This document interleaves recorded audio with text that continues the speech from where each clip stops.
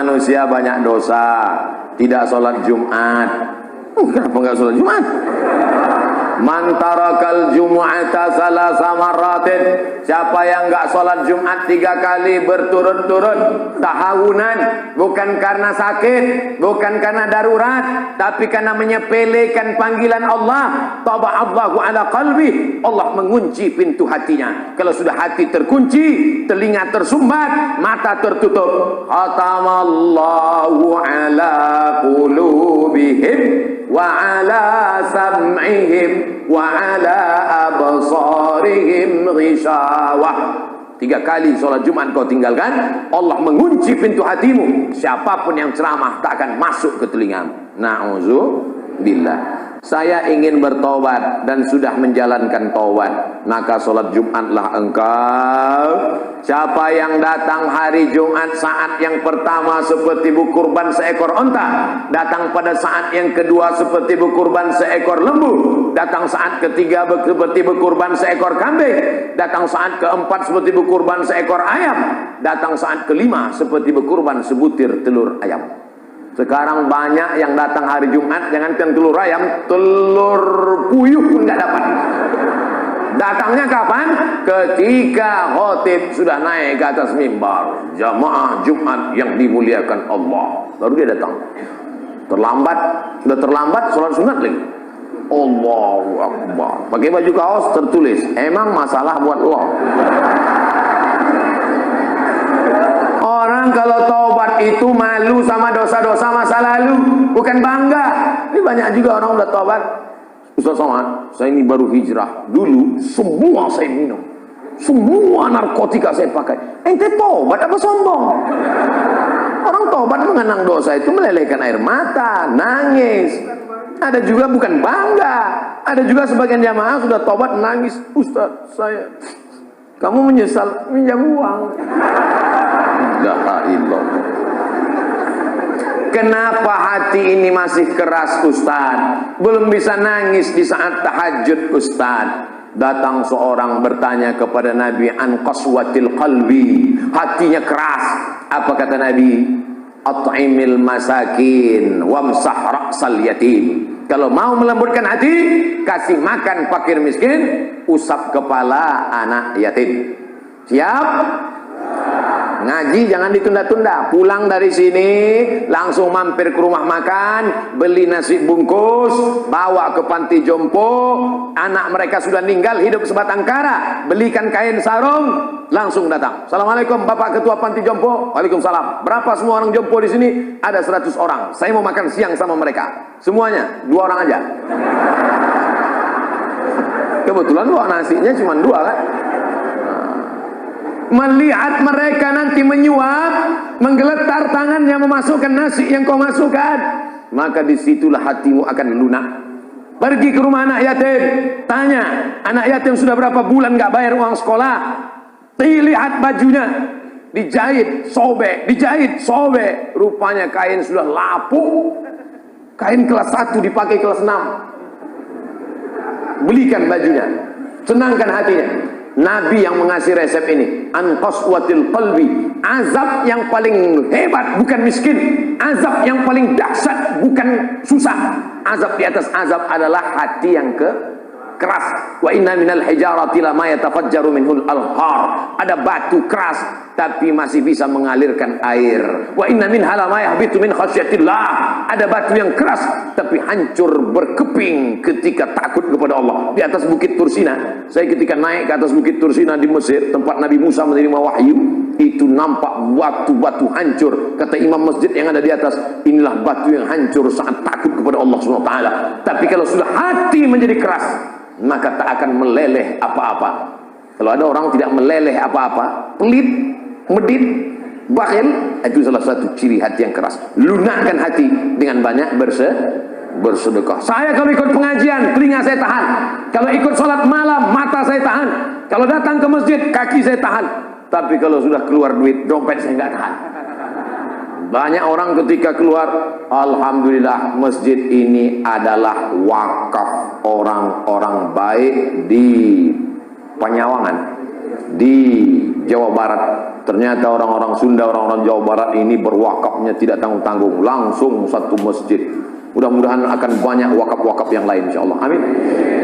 Sekarang banyak juga orang berwakaf. Ustaz Somad, itu tanah saya wakafkan. Mantap. Begitu diurus di Badan Pertahanan Nasional, rupanya suratnya 5. Kenapa kau wakafkan tanah bermasalah? Karena bermasalah, itulah saya wakafkan Ustaz. Nauzubillah. Kalau hatimu masih keras juga, hadirlah di tempat penguburan jenazah. Berdirilah di tepi kubur tempat jenazah. Kubur, suruh kawan satu nyenggol dari belakang. Masuk kau ke dalam, kau sambut jenazahnya, kau pegang masuk ke lubang, terasa dingin dari bawah. Sadarlah bahwa kau juga akan mati masuk ke dalam. Rumahmu yang besar tinggal, istrimu akan nikah dengan brownies. Mobilmu yang mewah akan dijual, suratnya akan berganti di kantor Samsat. Tanahmu akan diganti akte notaris. Kau hanya akan membawa 2-3 helai kain kafan digulung macam dodol Garut. Apa yang kau bawa mati menghadap Allah Subhanahu wa taala?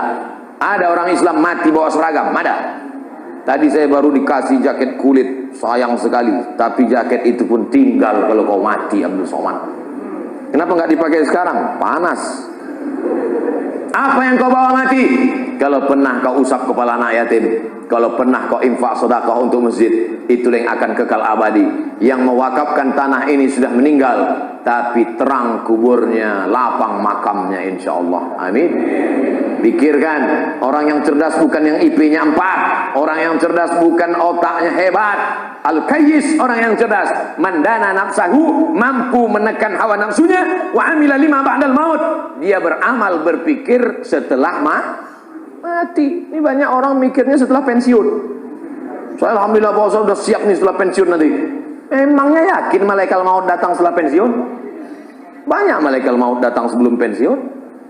Pikir baik-baik. Pikir itu pelita hati. Lama berpikir sakit hati.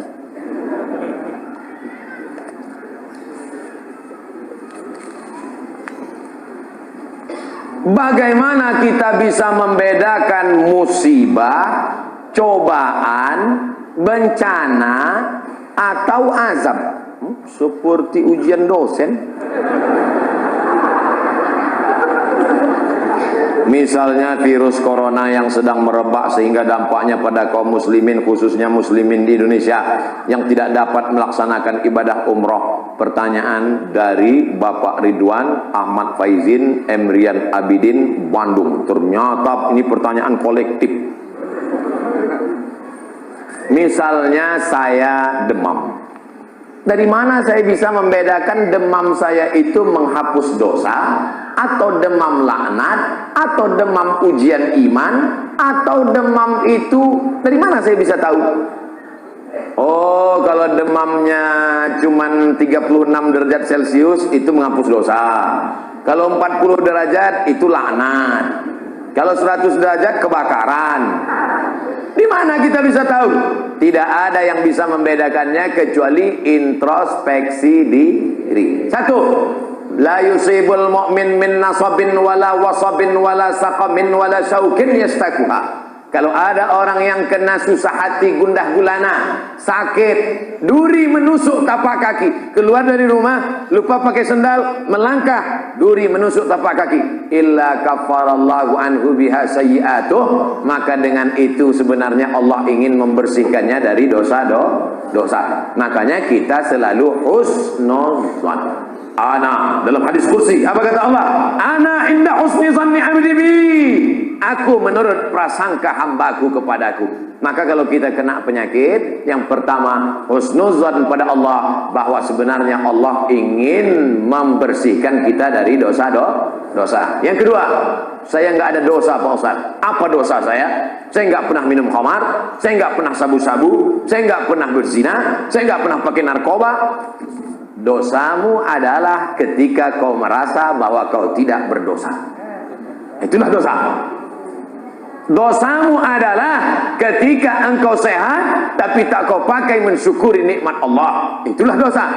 Maka ke siapa yang berkata saya tidak pernah silap, saya tidak pernah salah, saat itu dia sedang silap dan salah. Al-insan mahallul khata' wan nisyan. Manusia tempatnya silap, lupa dan salah. Yang kedua, ketika kita sakit, sebenarnya Allah ingin mengangkat derajat kita.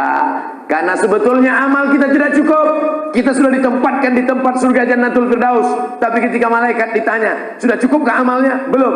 Beri dia ujian supaya amalnya mencukupkan dia dengan amal sabar. Ada amal yang lebih tinggi dari tahajud, lebih hebat daripada jihad. Apa dia? Innama yuwaffas sabiruna ajrahum bighairi hisab. Amal sabar, menerima musibah, tidak caci maki, sumpah serapah. Yang ketiga, bisa jadi laknat Allah. La ta'murunna bil ma'ruf. Mestinya kau tolong saudaramu yang ada di Uighur. Mestinya kau bantu saudaramu yang sedang teraniaya di India. Tapi mulutmu diam, kau tak mau menolong. Ketika musibah dikirimkan Allah dalam bentuk bencana, ternyata yang kena bukan yang jahat-jahat saja, yang baik-baik pun ikut juga kena. Maka tidak ada cara lain kecuali mohon ampun, minta ampun, taubat nasuha kepada Allah Subhanahu wa ta'ala. Oleh sebab itu maka yang bisa membedakannya hanya Allah, dan kita hanya berhusnuzon kepada Allah Subhanahu wa ta'ala. Bagaimana cara membentengi bencana yang semakin banyak akhir-akhir ini? Itulah yang sudah kuceramahkan tadi.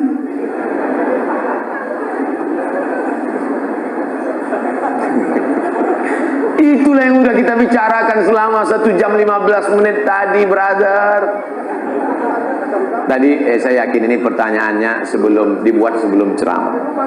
Apabila kita sudah baca amalan-amalan penangkal musibah, tapi musibah masih saja terus datang, bagaimana sikap kita sebagai muslim? Man lam yardha bi qada'i.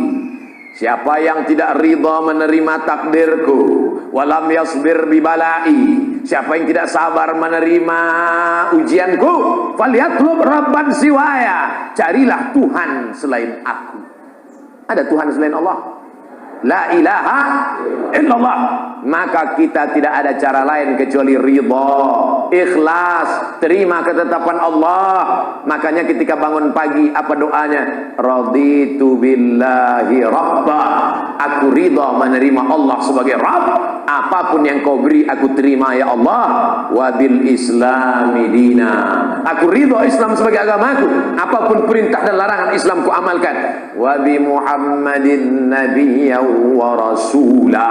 Aku ridha Muhammad sebagai rasulku, maka kita ikut sunnah Rasulullah Muhammad sallallahu alaihi wasallam. Terjadi juga ridha. Tapi kalau terjadi karena kurang usaha, hukum sebab akibat. Sudah disimpan uang di dalam dompet, dompetnya dikunci, dompetnya dalam laci, lacinya dikunci, lacinya dalam lemari, lemarinya dikunci, lemarinya dalam kamar, kamarnya dikunci, kamarnya dalam rumah, rumahnya dikunci, rumahnya dalam komplek, kompleknya dikunci. Hilang juga. Terus mau ngamuk. Tidak ada cara lain kecuali ridha kepada Allah. Tapi kalau punya sepeda motor nggak dikunci, malah berhenti, mesinnya hidup, kuncinya diletakkan, terus sibuk beli ngobrol, beli kangkung 2 ikat, ngobrolnya 2 jam. Ketika dilihat hilang. Terus ketika hilang suaminya nanya, mana motor kita? Ridho mas. Itu bukan ridho, goblok. Mohon maaf saya keceput. Oleh sebab itu maka tetap ada Ahlus Sunnah wal Jamaah mengajarkan kita ada namanya al-kasbu wal ikhtiar. Bahasa kitanya namanya usaha. Kalau pemerintah menyuruh pakai masker, usaha. Jangan tidak ikut. Suruh cuci tangan sering. Sebetulnya kita nggak perlu belajar masalah cuci tangan. Ada nggak ada virus kita tetap cuci tangan, betul?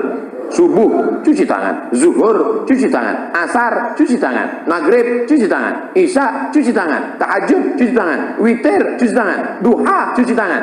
Orang Islam paling sering cuci tangan. Makanya saya heran kalau sampai anak-anak kita diajarkan, mama, siapkan gayung sama sabun. Untuk apa nak? Hari cuci tangan internasional. Loh, kita nggak perlu diajari cuci tangan. Nanti takutnya 20 tahun akan datang ada lagi namanya Hari Cebok Nasional. Dari 14 abad yang lalu kita sudah bersih, betul?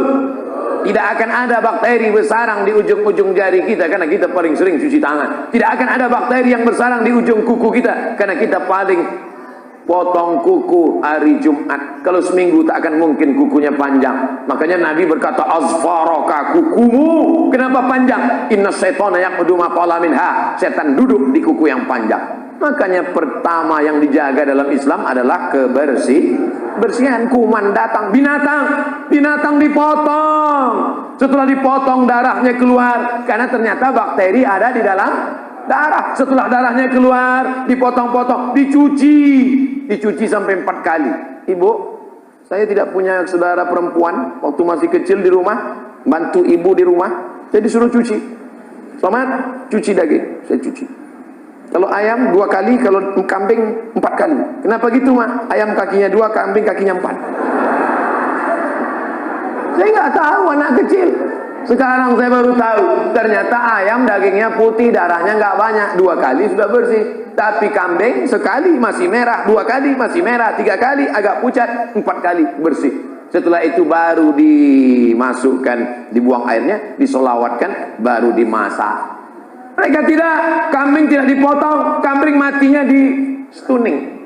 Ada pistol, tapi pelurunya nggak keluar, ditahan.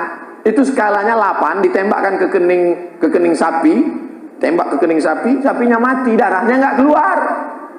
Kalau sampai 8 mati, tapi kalau 7 bodoh aja.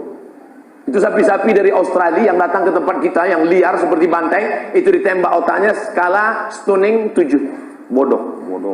Ibu, kalau ada bapak yang liar, tembak sekali. Mas, mama mau pergi arisan, pel lantai, mandikan anak, dan apa-apa. Nah, itu udah kena stunning. Jangan diamal. Tidak dipotong, hanya stunning 8 skala, akhirnya sapi tumbang, darahnya masih dalam daging, bercampur dengan darah bakteri penyakit, dipotong-potong, diletakkan di atas api yang tidak terlalu matang, bolak-balik, nggak dicuci, darah nggak keluar, masuk ke dalam roti, dicampur, dimakan, barbecue. Habis dimakan, kena penyakit, medco, ko sapi, gila, medco sapi gila. Sapi aja yang halal bisa menjadi penyakit, apalagi yang dimakan kelelawar, Batman. Maka kita disuruh kulu, makanlah. Tapi yang dimakan itu apa? Min thayyibah.